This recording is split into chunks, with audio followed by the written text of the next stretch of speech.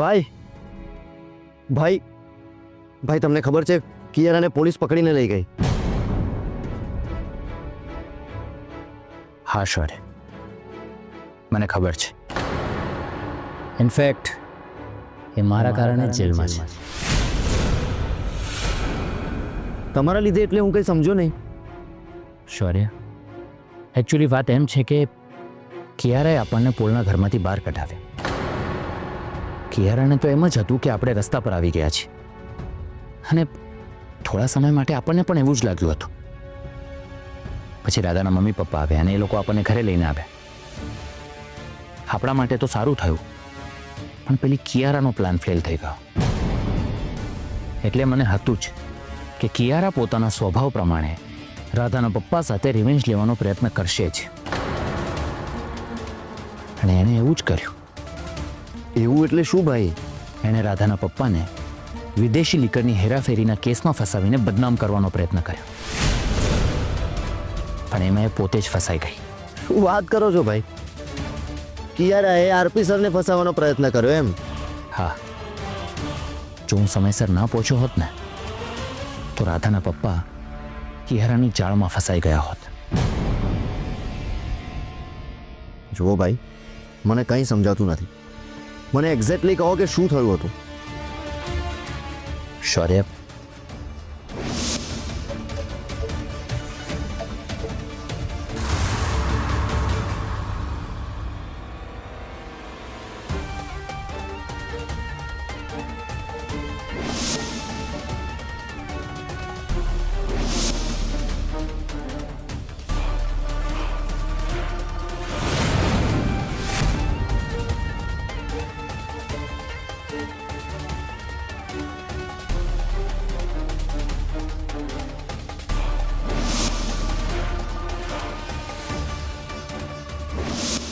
સેરા જોવો તા.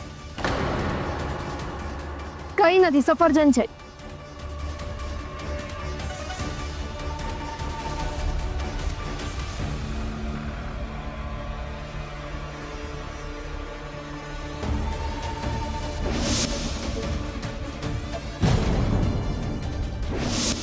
તમારી ગાડીની ડિક્કીમાંથી વિદેશી લિક્કર મળ્યો છે.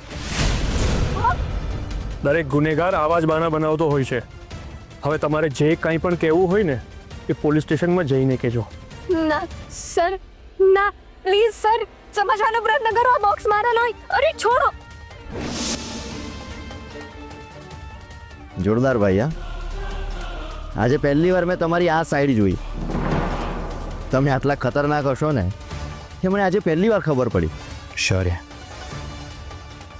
જ્યારે પરિવારની વાત આવે ને ત્યારે બધું જ પતી જાય છે. મારી રાધા પણ પોતાના પરિવાર માટે ગમે તે હદે જઈને લડતી હતી, અને હું પણ મારા પરિવાર માટે કંઈ પણ કરી શકું છું.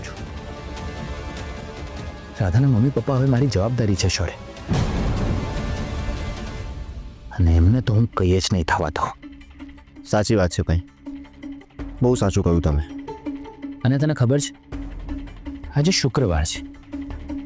સોમવાર સુધી તો કિયારા જેલની હવા ખાશે છે.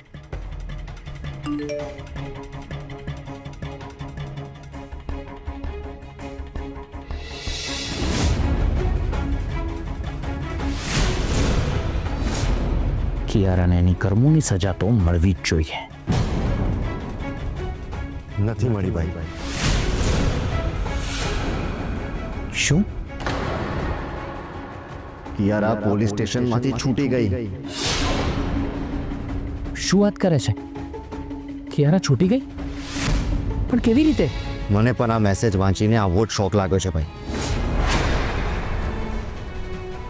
અરે કેસ આટલો બધો સ્ટ્રોંગ હતો તો કિયારાનું છૂટવું ઇમ્પોસિબલ હતું ભાઈ.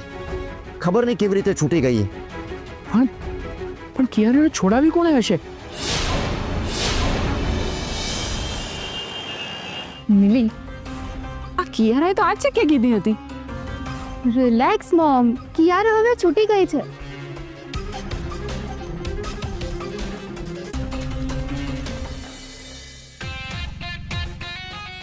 યા પિયા પિયા પિયા પિયા પિયા થેન્ક યુ સો મચ.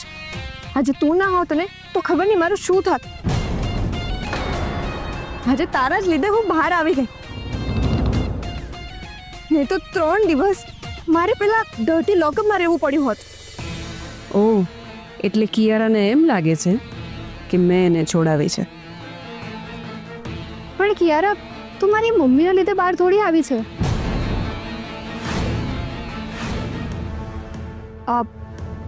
કેમ નહીં? મારી ફિયાએ તો પેલા માણસને મોકલ્યો હતો. અરે ફિયા, તને ખબર છે પેલા ઇન્સ્પેક્ટરે જ્યારે મને કહ્યું ને કે 5 વાગે કોર્ટ બંધ થઈ જશે અને જો 5 વાગ્યા પહેલા મને કોઈ છોડાવવા ના આવ્યું ને તો મારે 3 દિવસ લોકઅપમાં રહેવું પડ્યું હોત. મને તો સખત ગભરામણ થવા લાગી. હું બહુ જ ગભરાઈ ગઈ હતી. જેમ જેમ ઘડિયાળનો કાંટો 5 વાગ્યા તરફ વધતો ગયો ને એમ એમ મારું ટેન્શન પણ વધતું જતું હતું.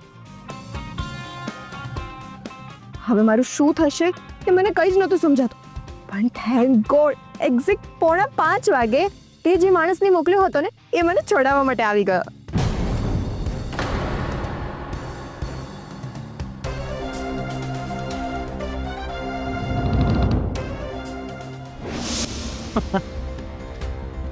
હું ધનંજય સાહેબ, ધનંજય. તમે જે પેલા લીકરના બોક્સ પકડ્યા ને એ મારા જ છે.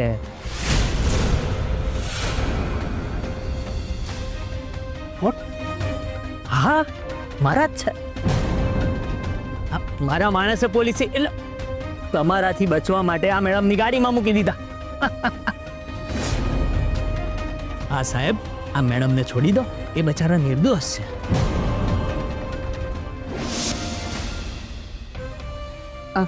કિયારા, તું છૂટી ગઈ ને એ ઇમ્પોર્ટન્ટ છે. મેં તને પહેલા જ ચેતવી હતી કે આરપી છે. તું જે કરે ને સમજી વિચારીને કરજે. અરે ફિયા, આરપી ફસાવાનો જ હતો. આ વખતે એકદમ ફૂલ પ્રૂફ પ્લાન બનાવ્યો હતો મેં. આરપી આ વખતે પકડાઈ જ જા. પણ પેલો આડો આવ્યો. કોણ? શૌર્ય? ના, પેલો ક્રિશ વચ્ચે આવી ગયો. તમને ખબર જ નહોતી કે જ્યારે આરપીની ગાડીમાં બોક્સ મૂક્યા ને ત્યારે ક્રિશ એની ગાડીમાં જતો. ઓહ, એટલે ક્રિશે તને બોક્સ મૂકતા જોઈ લીધી એમ? બોક્સ મૂકતા તો ક્રિશ જોઈ ગયો, પણ તારી ગાડીમાં એ બોક્સ કેવી રીતે આવ્યા? એ મારી મૂર્ખામીના કારણે જ આવું થયું. હું ગાડીમાં બેઠી હતી તો ત્યાં એક ફ્રૂટ વાળો આવ્યો. તો મને એવો વિચાર આવ્યો કે તારા અને મારા માટે સફરજન લઈ લો. એટલે મેં 2 એપલના બોક્સ મારી ડિક્કીમાં મૂકવા નાખી હતા. પહેલા તો મને એવું જ લાગ્યું કે ફ્રૂટ વાળો હતો, પણ એ એકચ્યુઅલી ક્રિશ હતો. ક્રિશે મારી ગાડીમાં એ બોક્સ મૂક્યા જે મેં આરપીની ગાડીમાં મૂક્યા હતા. અને પછી ચેક પોઈન્ટ પર મારી ગાડી ચેક થઈ અને પોલીસને એ બોક્સ મળી આવે અને પોલીસ મને પકડીને લઈ ગઈ. ઓહ, એટલે ક્રિશ તારી સાથે આ રીતે ગેમ રમી ગયો? હા, એ ક્રિશના લીધે આજે આખો દિવસ મારે પોલીસ સ્ટેશનમાં રહેવું પડ્યું. સાચે ફિયા, તું ના હોત ને તો ખબર નહીં મારું શું થાત. Don't worry Kiara, I am always with you. હવે તું નિરાંતે ઘરે જા અને રેસ્ટ કર. આપણે શાંતિથી પછી વાત કરીશું. ફિયા thank you so much. Thank you. It's okay. ચાલ, હું જાઉં છું. આજે સખત ખરાબ દિવસ ગયો છે. By milli. બાય.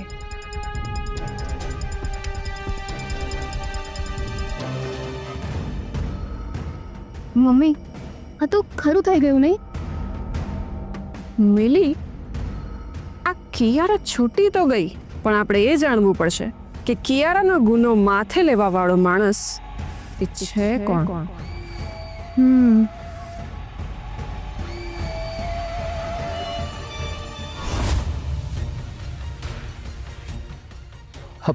સારું થયું પપ્પાજી તમે આવ્યા. શું થયું? કેમ આટલા બધા ટેન્શનમાં છો? કિયારા છૂટી ગઈ છે. વોટ? That's impossible. શુક્રવારે કિયારાને જ્યારે પોલીસે પકડી ત્યારે માત્ર 1 જ કલાક બાકી હતો એને માટે.